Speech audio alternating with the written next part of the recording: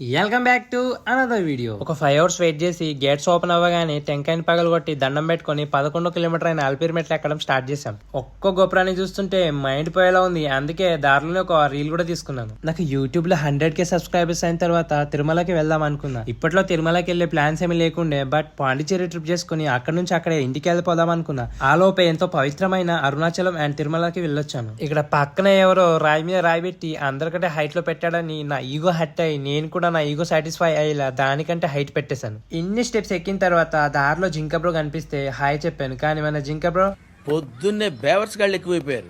సరేలే అని చెప్పి ఒక 7 కిలోమీటర్ కంప్లీట్ అవ్వగానే దారిలో ఒక పెద్ద నల్లా కొండ కనిపించింది. ఇదేదో బాహుబలి కొండలా ఉందని ఫోటో దిగితే నా పక్కనే ఒకడు వాటర్ ఫాల్ లో చిల్ అవుతున్నాడు.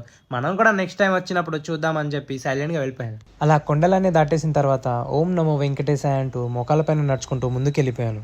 సక్సెస్ఫుల్ గా అల్పిరి మెట్లు కంప్లీట్ చేశానని హౌరా మాత్రం 1000 లెవెల్లో ఉండే ఏదో సాధించినట్టు. అరుణాచలంలో 14 కిలోమీటర్స్ గిరి ప్రదక్షిణ అండ్ తిరుమలలో 11 కిలోమీటర్స్ అల్పిరి మెట్లు ఎక్కేటప్పుడు కొంచెం కూడా అసలు ఏం అనిపించలేదు. తీరా చూస్తే తర్వాత నా ఐఫోన్ 24 hours వరకు తీసేసుకున్నారు. అలా హ్యాపీగా దర్శనం చేసుకుని ప్రసాదం ఒక 3 ప్లేట్లు లాగించేసి సంసారం అంతా సర్దుకొని ఇంటికి అయితే వెళ్ళిపోయాను. మళ్ళీ కలుద్దాం నెక్స్ట్ వీడియోలో. అప్పటి వరకు వీడియోని లైక్ చేసి సబ్స్క్రైబ్ చేసుకోవడం మాత్రం అస్సలు మర్చిపోద్దే. ఉంటా, బాయ్.